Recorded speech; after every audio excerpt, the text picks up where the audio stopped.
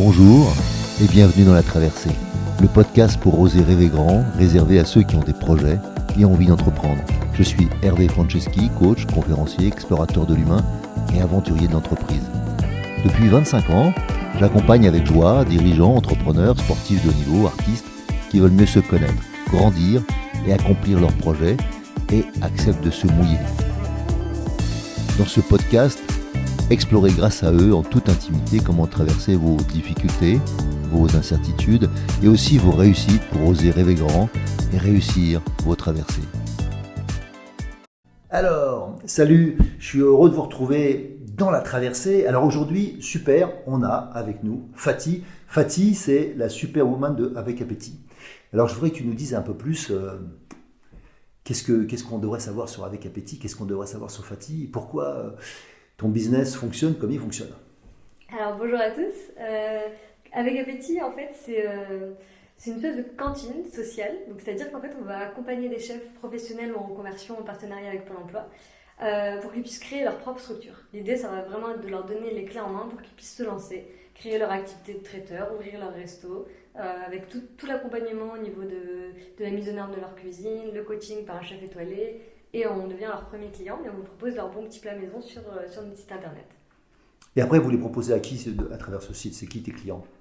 À la base, on était uniquement sur du B2B. Donc on proposait en fait ça à des entreprises qui ensuite proposaient ça à leurs salariés comme une espèce de cantine digitale pour des petits plats maison au bureau. Et du coup, avec le Covid, ça a été un peu tout chamboulé parce que forcément, du jour au lendemain, on a perdu 97% de notre chiffre d'affaires. Donc on s'est retrouvé avec des centaines de plats sur les bras à pas savoir quoi en faire. Donc il a fallu réagir. Et là aujourd'hui, on a lancé la livraison à domicile. Ok. Et donc sur la région parisienne, quels sont les sites sur lesquels tu travailles? Ouais, aujourd'hui on est sur Paris et sur toute la petite couronne. Donc on a préféré tout lancer d'un coup, quitte à voilà. Et donc aujourd'hui je parlais de toute la proche périphérie. Ok, donc vous êtes une dizaine, c'est ça que tu me disais tout à l'heure? Dans l'équipe, ouais. D'accord. Et quels sont les challenges pour toi qui sont les plus intéressants ou qui ont été des fois les plus durs pour toi? Alors il y en a eu beaucoup, mais du coup le dernier ça a été le Covid, parce que ça c'était un sacré challenge. Quand on est en B2B, je pense qu'on est beaucoup dans le même cas. Donc forcément en fait du jour au lendemain on s'est dit bon on fait quoi? Il a fallu réagir, on s'est mis, c'était avant même l'annonce du confinement, donc on a décidé de fermer pendant le premier confinement alors que moi j'étais optimiste, je me suis dit mais non, ce petit virus ça va pas être grand chose. Donc du coup on a fermé pendant tout le confinement, on a mis tout le monde au chômage partiel. Et du coup, moi, ne rien faire, je ne sais pas faire ça. Donc du coup, je me suis dit, bon, il faut qu'on fasse quelque chose. On a fait un partenariat avec l'association Protège ton soignant. On a livré plus de 25 000 repas aux soignants en 1 mois et demi. Donc c'était sport. Ça nous a permis de nous rendre utiles. Voilà. Et ensuite, suite à ça, on s'est dit, bon, on fait quoi? Et si on continue en B2B, on va se casser la gueule parce que clairement, on s'est rendu compte que c'était pas quelque chose de passager et qu'il fallait suivre nos clients. Nos clients sont en télétravail, donc il faut les suivre à domicile. Et donc on a lancé la livraison à domicile. Et cela c'était un très gros challenge parce que nous on a toujours fait du B2B, on n'a jamais fait ça. On ne savait pas justement comment toucher notre cible. Le marketing digital, j'y connaissais rien. Donc voilà, il a fallu se réinventer, créer une nouvelle offre, un nouveau parcours utilisateur. Enfin voilà, ça a été un chamboulement. Et le challenge a été réussi parce qu'aujourd'hui on a triplé quasiment notre chiffre d'affaires d'avant Covid en quelques mois. Donc, super, super. Donc si jamais il y avait un truc important, parce que là j'ai entendu deux choses, il y a une chose que je savais pas que vous aviez livré 25 000 repas, tu disais ça? Ouais. Aux aides-soignants, c'est ça? Ouais, aux soignants. Okay. Ouais. Aux soignants. Et donc j'aimerais que tu reviennes là-dessus, et je te poserai ma deuxième question après. Donc la première question c'est concernant cette expérience où tu as dit j'avais besoin de me sentir utile ou de me rendre utile. Tu peux nous dire quelques mots sur cette expérience? C'était super. En plus, du coup, on se fait des petits mots de remerciement de leur part. Parce que du coup, on a fait ça en partenariat avec l'association Protège ton soignant, qui est une superbe association qui s'est montée par des entrepreneurs pendant le Covid. Ils ont réussi à lever beaucoup d'argent pour pouvoir vraiment se rendre utile. Et donc, du coup, en fait, nous, ils achetaient les plats aux chefs. Donc, ça permettait aussi aux chefs de pouvoir leur conserver une activité. Nous, on ne se faisait pas de marge, bien sûr. Donc, l'idée, c'était de pouvoir en fait, fournir des repas gratuits aux soignants, leur fournir un petit réconfort en fait, dans leur journée très compliquée. Voilà, donc c'est ça qui était super, c'est de pouvoir, d'un côté, pouvoir fournir une source de revenus au chef pour qu'il puisse en fait... Et comment tu as trouvé cette association ou comment ils t'ont contacté? C'est une personne que je connais qui connaissait quelqu'un et qui m'en a D'accord, parlé. ok. Ouais. Le réseau, quoi. Voilà. Ok. Donc oui, une des clés quand même dans l'activité dans laquelle tu es, c'est le réseau. Ouais. C'est quoi les réseaux qui t'ont le plus marqué ou qui t'aident aujourd'hui encore? Le réseau, on se le constitue parce que du coup, moi, j'ai créé avec Appétit lorsque j'étais étudiante, donc j'en avais pas du tout du réseau. Je venais d'arriver à Paris. Donc là, pour le coup, c'est vrai que maintenant, j'en ai pas mal, mais je l'ai vraiment constitué au fur et à mesure. En faisant beaucoup de networking, même en allant démarcher les gens qui m'intéressent dans les forums. Ou par exemple, si je vois un petit bracelet violet, je me dis, bon, lui, ça doit être un investisseur, je vais lui sauter dessus. Et mine de rien, il y a beaucoup de gens que j'ai rencontrés comme ça. Donc oser, quoi. Oser, ouais. Clairement, Oser demander. Oser demander, par exemple, Mounir Majoubi, justement, j'avais besoin absolument de pouvoir accepter les tickets restaurants et il semblait difficile à approcher, donc je suis allée le voir, je lui ai demandé si je pouvais faire une petite photo. Bon, je suis petite, il va pas oser me dire non.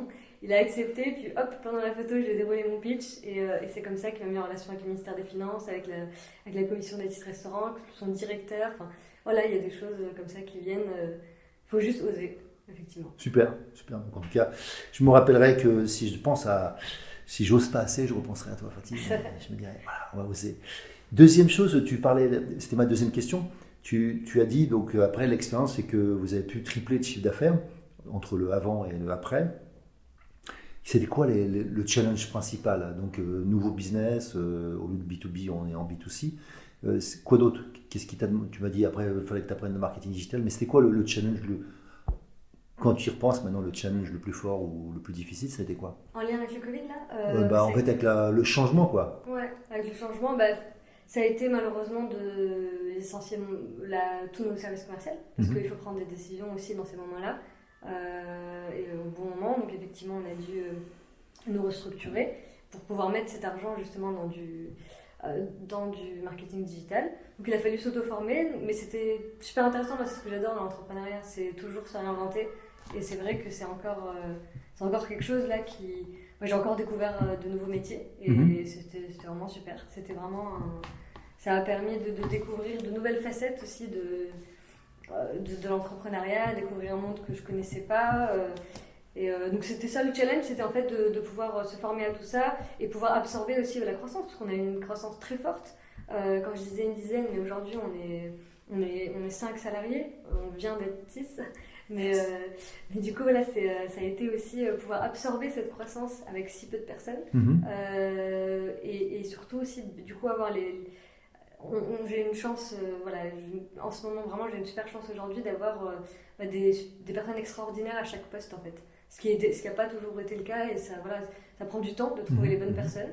Et aujourd'hui, c'est ça qui est super, c'est que j'ai vraiment pu recruter, en fait, les bonnes personnes, en fait, sur chaque poste. Ce qui fait que derrière, en fait, tous les challenges deviennent surmontables parce qu'on voit vite en fait la différence entre quelqu'un à qui on va dire il faut passer de temps de repas jour à temps de repas en quelques semaines, ça va tout de suite paraître une montagne.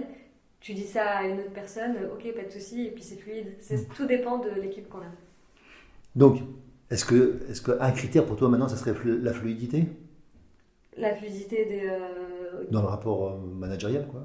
Ouais, bien sûr, mais il faut pouvoir l'obtenir. Enfin, c'est ça, mais si tu le cherches, tu as une chance de l'obtenir. Si tu le cherches pas, il y a une grande chance que tu ne saches pas ce que c'est ça. Oui, bien sûr.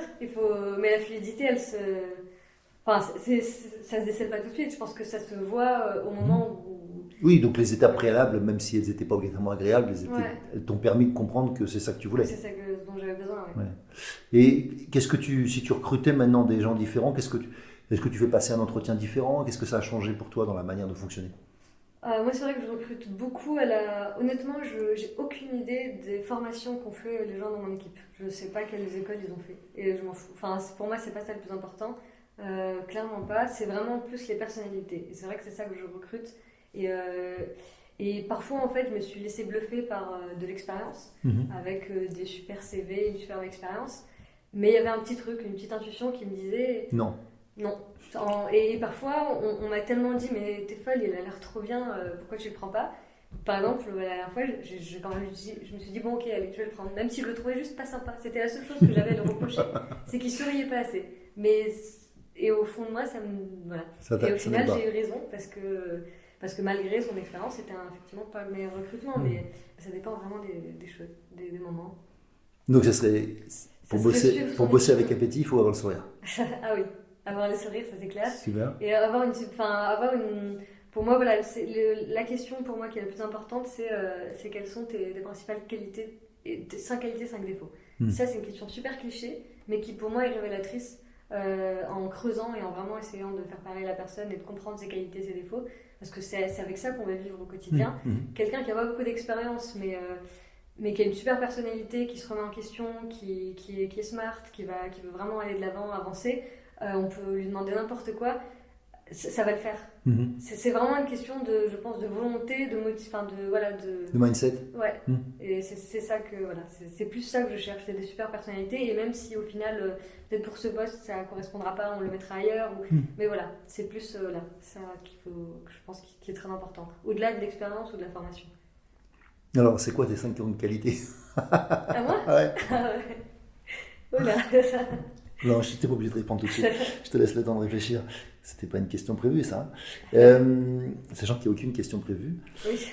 Donc ça, c'est toujours le côté agréable ou le côté un peu stressant. Tu sais pas ce que je vais te demander. On a parlé tout à l'heure de tes clients et tu m'avais raconté une histoire, si je me rappelle bien, à propos d'un client ou d'un chef qui s'était fait draguer. Tu peux m'en dire, en fait, dans les histoires un peu particulières en allant livrer chez les gens, donc y a des histoires qui se produisent. Effectivement, en fait, au début d'Avec Appétit, c'était carrément le chef qui apportait le repas au client. Parce que j'aimais beaucoup ce côté collaboratif et de se dire, ok, on rencontre la personne qui a fait notre petit plat. Et c'est vrai que oui, c'est même pas arrivé qu'une seule fois, mais forcément, la chef est une belle femme et donc les clients. Oui, on a déjà eu des clients qui la rappelaient. Qui derrière la rappelaient, mais pas pour ces petits plats. D'accord. Bon, elle était déçue pour ces petits plats? Non, il faisait des compliments quand même. D'accord. C'est quoi le fait que ça soit fait maison, qu'est-ce que ça ajoute comme contrainte ou qu'est-ce qu'il faut prendre en compte en fait dans la manière ou dans le marketing, dans ton offre, on va dire, ou dans le rapport au client, dans le relationnel, parce qu'évidemment du fait maison, c'est pas du standard. Exactement, c'est notre force aujourd'hui de faire du vrai fait maison, parce qu'aujourd'hui c'est galvaudé, tout le monde dit fait maison, mais pour moi le fait maison c'est artisanal. On ne peut pas faire du fait maison quand on fait des milliers de repas dans une même cuisine. C'est forcément, un resto peut faire du fait maison.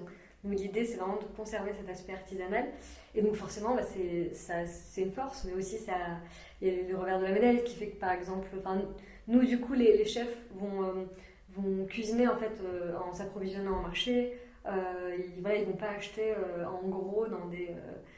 L'idée c'est vraiment d'aller s'approvisionner chez le primeur au marché, donc forcément c'est en fonction de l'arrivage du jour.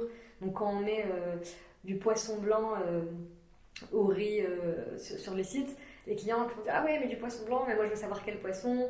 C'est aussi ça, c'est d'essayer de faire comprendre aux consommateurs que c'est du fait maison, donc ça a aussi ses aléas. Que ce soit en termes d'approvisionnement. Un jour, peut-être que finalement, les avocats qu'on va trouver, ils vont pas être assez mûrs. Donc, on va remplacer les avocats par un autre ingrédient. Et du coup, effectivement, le consommateur va pas avoir exactement l'ingrédient qu'il veut dans son plat. Et ça, c'est pas évident de faire comprendre que c'est vraiment en fonction de l'arrivage du marché. Donc, c'est peut-être ça et puis, effectivement, il peut y avoir un gâteau au chocolat et puis le même, deux gâteaux au chocolat, il y en a un, il sera un peu plus cramé sur le côté. Mais pour moi, c'est ça, l'effet maison. Et c'est aussi ça, la force et les imperfections aussi, qui font que on n'a pas que des produits qui sont à l'identique, pareil. Et c'est quoi les compliments de tes clients? On s'est rendu compte que vraiment aussi, ils reconnaissent ça, en fait. Ils valorisent ça. Ils valorisent ça. Pas du coup le fait que les produits changent le matin même, mais c'est quand même, ça arrive pas si souvent que ça. Mais le fait qu'ils perçoivent le fait que c'est du fait maison. Et ça, c'est vraiment valorisant pour nous parce qu'on se rend compte que la proposition de valeur qu'on vend, elle est perçue par le client. Et ça, c'est cool parce que, effectivement, quand on voit en fait qu'un client va nous dire oui, bah, c'est comme j'ai mangé, elle est meilleure cette blanquette que celle de ma mère. Enfin voilà, de se rendre compte vraiment que c'est quelque chose qu'ils auraient pu cuisiner à la maison en fait. C'est vraiment voilà, quelque chose. Alors concrètement, les gens ils vont sur une appli, comment ça fonctionne? Alors sur le site, pour l'instant, vu qu'on était en B2B, on n'avait jamais vraiment pris la peine de faire une appli. On la fera un jour, prochain challenge. Mais voilà, donc c'est un site sur lequel on peut aller sur le téléphone. Et ils commandent sur le site, ils ont accès au profil des chefs. Donc c'est avec epeti.com. Voilà, avec epeti.com, ils ont accès au profil des chefs, ils peuvent voir justement... Combien de chefs? Je ne me rappelle plus, j'ai regardé. Mais... on en a une vingtaine, oui. Et chacun a des profils totalement différents. On a vraiment de tout, on a des personnes qui travaillent dans la finance, dans le marketing, et qui se reconvertissent en cuisine, des mères de famille qui veulent se lancer, créer leur petite structure, vraiment de tout, des personnes qui ont toujours été en restauration mais plus en salle et qui se sont dit pourquoi pas la cuisine. On a même eu des clients qui se sont transformés en chefs. C'est vrai. Qui se sont dit comment on fait pour rentrer chez vous? Oui, comment on fait. Donc voilà, c'est vraiment l'idée, c'est de donner un peu sa chance à tout le monde tant que le talent est là en fait. C'est vraiment ce qui compte. Et parfois même on se rend compte que encore une fois l'expérience c'est pas tout parce qu'il y a des chefs, il y a des chefs qui ont énormément d'expérience et on va goûter à l'aveugle et on va se rendre compte que c'est moins bon que le plat du chef qui avait jamais fait ça avant de manière professionnelle. Donc comme quoi, c'est un talent. C'est ça. Voilà.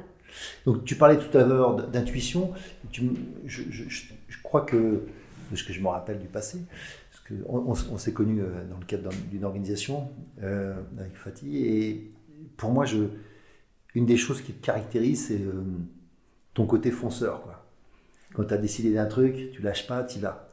Je pense que c'est une de tes qualités fortes. Ok, tu dirais quoi comme qualité de ce point de vue-là qui te caractérise?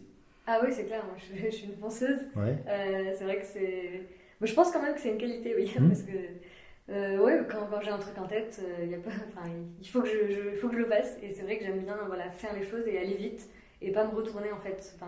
Parce qu'en fait, j'ai l'impression que plus on réfléchit, plus on se pose des questions et plus on doute. Et à partir du moment où on commence à douter, après, c'est la catastrophe.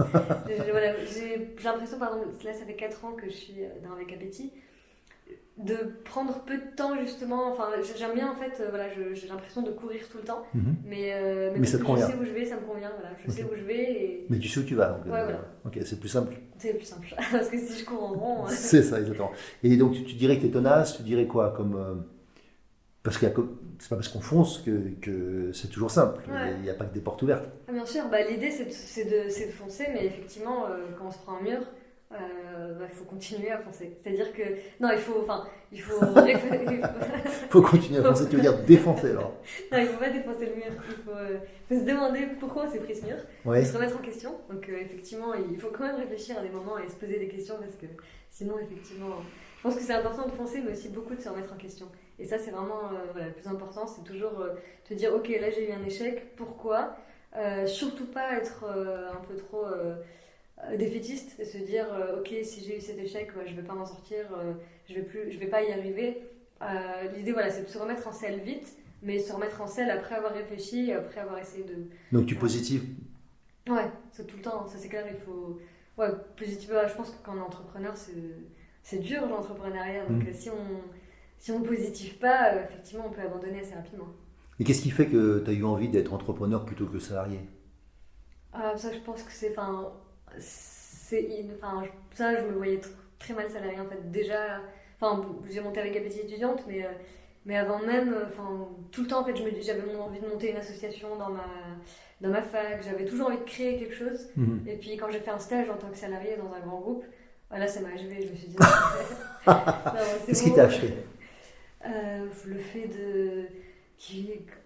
Bon, dès que je suis arrivée, j'ai fait un PowerPoint de 60 pages en me disant il faut faire ci, ça pour améliorer les choses.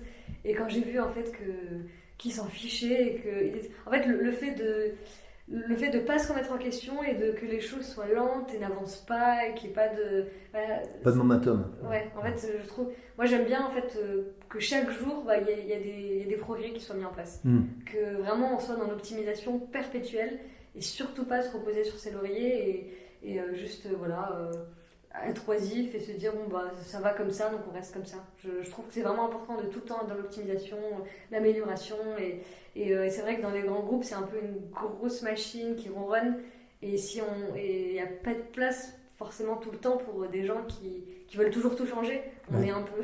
Enfin moi du coup même en stage j'avais toujours envie de tout changer et on me disait bah calme-toi, assieds-toi, prends un café. Mais, voilà. Ok, et justement comment ça peut aussi être dans ton recrutement, est-ce que tu penses que tous les gens qui bossent avec toi sont comme toi ou fonctionnent avec ça? Ouais, ça fait partie de mes critères. Mhm. Ouais, j'ai besoin en fait de sentir que la personne sera dans l'optimisation perpétuelle Mhm. et qu'elle ait une vraie conscience pro. C'est-à-dire que surtout pas justement quelqu'un qui à 17h va se dire ok j'ai deux grosses urgences mais il est 17h pile je m'en vais. Non, l'idée c'est d'avoir vraiment une vraie conscience pro et de se dire moi je veux pas, enfin je veux que mon travail soit bien fait. Voilà. D'avoir en fait des gens qui ont le souci du travail bien fait. Et forcément, le souci du travail bien fait, c'est les choses sont toujours améliorables. Et donc, c'est pas de se dire de faire de pas regarder en fait l'amélioration possible parce qu'on sait que ça va nous rajouter du travail. Non, c'est d'aller chercher le travail parce qu'on sait que ça va améliorer l'entreprise. Super. Et tu as un associé, je me rappelle, et je me rappelle que tu m'avais parlé de comment vous vous êtes rencontrés. Tu peux dire ça? Comment tu as trouvé ton associé, toi? Alors, c'est un site de rencontre, mais c'est pas un site de rencontre voilà, classique. Non, C'est ça, c'est pas mythique, on a. Non, c'est pas mythique. C'est un site de rencontre spécial pour les associés. Et C'est le Tinder associé. Voilà, Tinder associé. Et c'est vrai que ouais, c'était comme ça qu'on s'est rencontrés, mais il n'était pas disponible tout de suite, il était en poste. Et du coup, j'avais choisi une autre personne qui avait peut-être plus d'expérience, ou je sais même plus, non, même pas, mais était disponible tout de suite. Mm-hmm. Et puis au final, on s'était pas du tout entendu et je me suis dit, bah, en fait, c'est une opportunité. En fait, je pars du principe toujours que si quelque chose se passe pas comme prévu, c'est que c'était pas la bonne chose. Voilà. Et là, clairement, l'autre bah, ça s'est même très mal passé. Mais au lieu de voir ça comme un échec, je me suis dit, ok, c'est que ça devait arriver et qu'en fait, effectivement, il faut que je recontacte le premier. Et au final, tant mieux que la personne était en poste parce que du coup, elle avait, on a pu se prendre 6 mois où la personne travaillait en même temps, était salariée et où on a pu apprendre à se découvrir. Et je pense que c'était très important d'avoir ces 6 mois où on travaillait déjà ensemble, soir et week-end, mais du coup, pour pouvoir apprendre à se connaître, parce qu'en tant qu'associé, c'est comme un mariage. Je fais encore le parallèle, mais c'est vrai que c'est important. Et plutôt que justement avec l'autre, on a foncé et on s'est rendu compte que ça allait pas du tout, quoi, humainement. Ouais. Et donc, c'était quoi l'essentiel pour toi? Qu'est-ce qui fait que ça a fonctionné entre vous deux?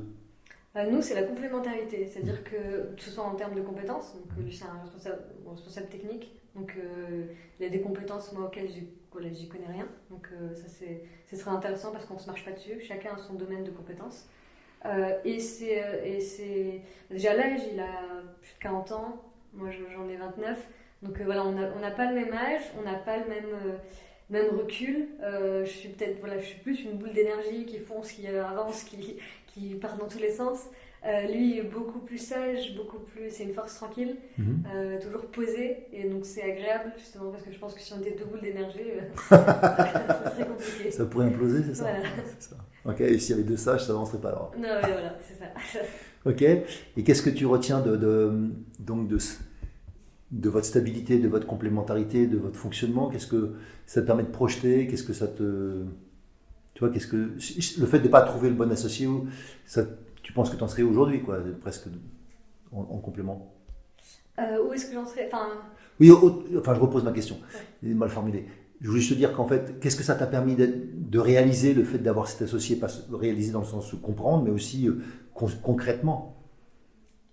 Concrètement, qu'effectivement, il ne faut pas forcément chercher quelqu'un qui est comme soi. C'est important justement d'avoir quelqu'un de différent qui va apporter d'autres choses parce que, surtout voilà, dans une entreprise, je ne sais pas si mon couple c'est valable, mais en tout cas dans une entreprise, oui, de pouvoir chercher la complémentarité plutôt que quelqu'un. Comme toi. Ouais. Et qu'est-ce qui ne marchait pas dans le précédent? Oula, beaucoup de choses, mais bon, je ne voulais pas que j'en parle ici. D'accord, ok, c'était à ce point-là. Et tout à l'heure aussi, je me rappelle, on a parlé, juste avant de commencer, de ta manière de fonctionner, de voir plutôt les choses pas à pas. Tu me disais... Exactement, ouais. Bah ça c'est... en gros, moi l'idée c'est que souvent en fait les challenges peuvent paraître insurmontables si on les voit dans leur globalité. On peut vraiment voir une montagne face à soi et se dire mais comment je vais la gravir. Et ça ça va être anxiogène, ça va créer du stress, on va dire on n'est pas capable et on va juste abandonner. Et là-dessus c'est humain. Et du coup moi vraiment l'idée c'est de jamais regarder jusqu'au bout de la montagne mais vraiment voir juste le chemin qui est devant moi en fait. Et une fois que j'aurai escaladé ce petit chemin, voir le prochain et vraiment fonctionner étape par étape. C'est du pas à pas. Voilà, pas à pas parce que... C'est du kaizen dans le sens pas à pas, mais avec aussi toujours... C'est-à-dire qu'on sait où on va, ouais. Je connais la finalité, mais j'y vais pas à pas parce que en fait, en résolvant petit problème par petit problème, on se rend compte que... Donc en processus d'amélioration permanent tout le temps. Voilà. Et on se rend compte qu'au final, on est arrivé au bout sans s'en rendre compte. Et là-dedans, tu utilises, je sais pas, du lean management. Tu vois, c'est quoi tes outils, ta manière de réfléchir, comment tu fonctionnes vis-à-vis de ton équipe? Est-ce que tu as un courant de pensée qui t'aide? Ou tu fais ça au feeling? Là-dessus, je sais qu'il faudrait que je me structure. Mais non, c'est que 100% intuition. Oui, c'est pas obligatoirement mauvais si ton intuition est bonne. Oui, c'est vrai que je fonctionne beaucoup à l'intuition et que pour le coup, je lis jamais de bouquins ou des choses comme ça. Enfin, de bouquins, ça m'arrive de lire des bouquins, mais pas des bouquins d'amélioration personnelle. Oui, c'est pas un reproche, c'est juste une question. Hein, okay. Et sur... on a parlé justement tu disais que c'est pas important pour toi souvent le pédigré, c'est-à-dire qu'est-ce que les gens ont fait. Moi je trouve que c'est intéressant dans une société comme la France où on est très centré sur les diplômes, sur tu as déjà fait ça ou tu l'as pas déjà fait. Donc plus centré sur ce que tu as déjà fait plutôt que ce que tu pourrais faire. Donc là je trouve que j'aime bien ton approche parce qu'elle est plutôt centrée sur le potentiel des gens, y compris peut-être des choses qu'ils ne savent même pas d'eux-mêmes. Donc j'ai l'impression de me retrouver, tu vois, dans mon travail, mon activité c'est ça, c'est d'essayer de faire découvrir à des gens leur potentiel ou de faire comprendre qu'ils ont un diamant en eux, pour l'instant ils le polissent comme une pierre. Exactement. Donc là je trouve que tu es autrement avec d'autres outils que les miens, mais en tout cas tu fais à peu près ça aussi. Exactement, c'est le but aussi d'Avec Appétit, que ce soit déjà dans l'équipe, de pouvoir donner, ne pas regarder le background, mais à un moment, je peux recruter quelqu'un qui n'a pas le bac, ça ne va pas me déranger. Et au niveau des chefs aussi, il y a des chefs qui se rendent même pas compte, mais effectivement ils ont vraiment de l'or entre les mains. Ils cuisinent, c'est super bon, mais oui, ils n'ont pas confiance en eux, ils se disent ah ouais mais créer ma propre société, pour eux ça paraît compliqué. Et nous l'idée c'est de les accompagner pas à pas justement, en leur montrant que c'est pas si compliqué que ça et qu'ils peuvent y arriver. Et là-dessus il y a une sorte de méthode, processus, ou bien c'est au feeling? C'est-à-dire comment tu les rencontres, tu les suis, comment tu les mentors, officiellement qu'est-ce que tu fais? Alors on travaille déjà en partenariat avec Pôle emploi qui nous envoie beaucoup de personnes, de demandeurs d'emploi, qui sont soit des personnes en reconversion ou soit des personnes qui ont déjà travaillé en restauration. Et après aussi beaucoup de bouche à oreille. Et donc nous on sélectionne sur le goût. Donc c'est là justement où peu importe le CV ou autre de la personne, c'est pas ça qu'on va regarder, on va goûter. Et là l'idée c'est que j'ai recruté l'ancien chef étoilé Christian Coticini, qui est à plein temps chez nous aujourd'hui, qui est notre responsable qualité. Donc c'est lui en fait qui va sélectionner les chefs. Donc il va les sélectionner à l'aveugle sur le goût en fait. Et ensuite à partir du moment où on a décelé qu'il y avait un vrai potentiel, on va leur donner toutes les clés en main pour qu'ils puissent avoir accès à une cuisine aux normes. Ils vont avoir un coaching personnalisé par un chef étoilé. Donc tous les jours en fait leurs plats vont être goûtés par ce chef étoilé qui va leur donner des recettes, des conseils très concrets pour qu'ils puissent améliorer leurs propres recettes. Donc voilà, petit à petit en fait ils ont un espèce de coach, un super coach qui est un chef qui a déjà beaucoup d'expérience et qui les accompagne petit à petit. Et surtout, on devient leur premier client, donc ils sont assurés derrière d'avoir déjà un client, de vendre déjà des plats, et pour pouvoir après aller chercher d'autres clients, développer leur propre base de clientèle. Super. Donc en fait, vous représentez combien en général pour ces chefs? C'est 20%, 30% de leur activité ou 100%? C'est que tu vois, il y en a qui sont à 100 et d'autres qui sont à 5? Alors au début, on représente beaucoup, surtout pour les personnes en reconversion professionnelle. C'est 100%. Et après, ils développent leurs propres clients et ils peuvent même se mettre sur une plateforme type Just Eat. Après, ils se lancent en fait. Ou il y en a, ça dépend de leur projet professionnel. Il y en a même qui vont ouvrir dont l'objectif c'est d'ouvrir leur restaurant. C'est d'autres plus simple en ce moment. D'autres de créer un food truck. Ça dépend vraiment des personnes des personnes qui ont de leur projet professionnel en fait. Nous, on est une espèce d'incubateur traiteur, Oui. un accélérateur en fait. Et après, pour qu'ils puissent voler de leurs propres ailes. Et puis nous, on sera toujours là. Tu rends un peu ce que tu as reçu, c'est ça? Oui, oui, c'est le P, effectivement. C'est ça. Oui, on s'est rencontrés dans le cadre du Startup Leadership Programme. Qui est un super programme d'ailleurs. C'était vraiment très formateur. Voilà, super. Et je voulais que un petit peu que tu nous donnes un peu tes clés de ton point de vue. Tu vois, quand on va être en difficulté par moment, là, on a tous plus ou moins vécu une difficulté de cette traversée sanitaire. Mais après, il y a plein d'autres traversées dans la vie. Hein. Celle-là, elle n'est pas, à mon avis, plus dramatique que d'autres, enfin, sauf évidemment pour certaines personnes qui ont laissé la vie. Mais sinon, globalement, ça fait partie de la vie aussi, de la mort. Et la maladie en fait partie aussi. Mais je dirais que voilà, il y a plein de choses qui vont encore t'arriver dans début de carrière plutôt qu'en fin de carrière. Et en conséquence, c'est quoi les trésors, c'est quoi les trucs, tu vois, s'il y a quelques idées, s'il y a quelques pépites, où tu te dis, tiens, s'il y avait des trucs à partager, si quelqu'un me disait ça quand j'avais commencé, ça m'aurait fait gagner du temps. Enfin, tu vois, ça peut être aussi des choses comme ça. Qu'est-ce que tu retiens dans tes 4 années d'expérience, là, que tu pourrais partager? Je te demande pas dans l'ordre, hein, c'est ce qui te vient, quoi. Bon, honnêtement, parce que c'est faux, parce que justement, ça m'est arrivé de me dire, ah oui, si j'avais su ça plus tôt. Mais c'est vrai que là, sur le coup, j'aurais dû le noter. Okay. Ouais, il faut que ça revienne. Okay. Non, mais s'il y avait un trésor, ça serait quoi? Le trésor. Non, mais c'est ça, c'est peut-être. Quand on entreprend, je pense qu'on n'est pas forcément au courant. On s'attend. Enfin, moi, en tout cas, je m'y attendais pas. Je pense que. On pense que l'entrepreneuriat, c'est tout beau, qu'on va créer quelque chose et que tout va bien se passer. Ouais, ça va être simple. Oui, ça va être simple. Ouais. Et je pense que ça, c'est vrai que c'est important. Je pense que les gens soient conscients. Et c'est vrai qu'aujourd'hui, moi, quand quelqu'un me dit oui, je veux monter ma boîte, mon truc, et que voilà, il y a l'euphorie du moment, je préfère en fait leur dire ok, ça va génial. Prépare-toi, ouais. ça va être mais ça va être un parcours. Voilà. Et peut-être voilà, savoir en fait que ça va être compliqué et pouvoir être armé face à ça. Parce que du coup, effectivement, j'ai vu dans mon parcours des gens qui étaient plus ou moins armés. Et il faut savoir rebondir en fait et toujours et effectivement pour moi c'est vraiment des montagnes russes l'entrepreneuriat. Un jour tout va bien, le lendemain c'est la catastrophe, ou même l'heure qui suit, ou même la minute qui suit c'est la cata. Et là-dessus on peut facilement se laisser abattre ou douter ou vouloir abandonner et du coup voilà, peut-être juste toujours aller de l'avant, être positif et savoir en fait que c'est pas grave et que si on persévère il va y avoir un bout du tunnel quelque part. Je m'en suis rendu compte aussi que peut-être que les entrepreneurs qui ont le plus réussi, c'était pas forcément les mecs les plus intelligents, mais c'était les mecs les plus tenaces. Les mecs qui se sont dit, ok, je vais traverser le désert pendant plusieurs années, mais je sais que derrière, je vais trouver mon oasis. Mais il faut le faire, la traversée du désert pendant plusieurs années. Ouais. Donc, mais derrière, l'oasis est là. Donc, il faut s'accrocher. C'est vraiment s'accrocher. Okay. Donc là, tu as trouvé ton oasis. Je pense, ouais. Mais il faut s'accrocher et puis surtout, il faut quand même se remettre en question. Parce que si on s'accroche en étant... moi, j'ai dû modifier mon modèle. Faut pas s'accrocher en se disant c'est mon idée, c'est la meilleure. Voilà, il faut prendre du recul en fait. Et il faut vraiment pouvoir être à l'écoute du marché. Il faut pas être borné. C'est-à-dire qu'il faut foncer, mais sans être borné et pouvoir se remettre en question tout le temps. Parce que si on fonce en étant borné, peut-être que l'oasis on ne le trouvera jamais. Enfin, je veux dire, voilà, il faut pouvoir toujours se remettre en question et réfléchir et se dire, ok, est-ce que vraiment ce que je propose convient au client en fait? Est-ce qu'il y a un marché pour ce que je propose?